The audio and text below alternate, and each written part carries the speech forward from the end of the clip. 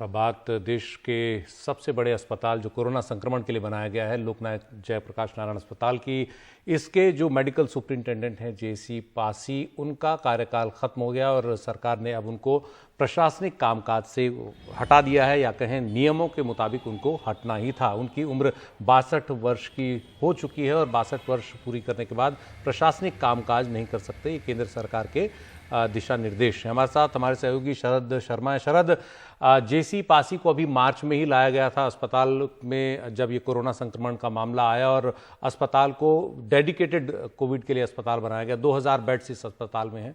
तो क्या सरकार उनको और एक्सटेंशन नहीं दे सकती थी प्रशासनिक कामकाज के लिए, जब वो अच्छा काम वहां पर कर रहे हैं? तो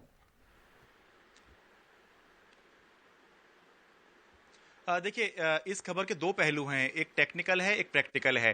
टेक्निकल बात यह है कि डॉक्टर जेसी पासी 62 वर्ष की उम्र के जो हैं वो 2018 में ही हो चुके थे, क्योंकि 65 साल की उम्र में ये रिटायर होते हैं। तो टेक्निकली मामला यह है कि 62 साल की उम्र के बाद केंद्र सरकार का नियम है कि कोई भी प्रशासनिक पद पर नहीं रह सकता।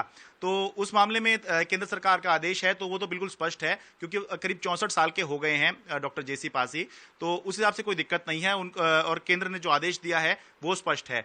लेकिन जो प्रैक्टिकल पक्ष है वो ये है कि 2 महीने पहले ही उनको यहाँ पर लाया गया था, और विशेष तौर पर कोरोना के समय में ही, जब दिल्ली में कोरोना ने दस्तक दी, तो उनको यहाँ पर मेडिकल डायरेक्टर बनाकर लाया गया था। तो सवाल ये उठ रहा है कि अगर ये गलत था, इनको इस पद पे नहीं होना था क्योंकि इनकी उम्र ज्यादा हो चुकी है, तो क्या 2 महीने तक केंद्र सरकार ने इस पर ध्यान नहीं दिया? जो दिल्ली के स्वास्थ्य मंत्रालय के बहुत से लोग हैं वो ये सवाल उठा रहे हैं कि इस समय पर अगर केंद्र सरकार चाहती तो डॉक्टर जेसी पासी को एक्सटेंशन दे सकती थी, और बहुत सारे मामले हमने देखे हैं इस तरह के भी हो जाते हैं, क्योंकि कोरोना काल चल रहा है, तो इनके अनुभव का फायदा केंद्र सरकार उठा सकती थी।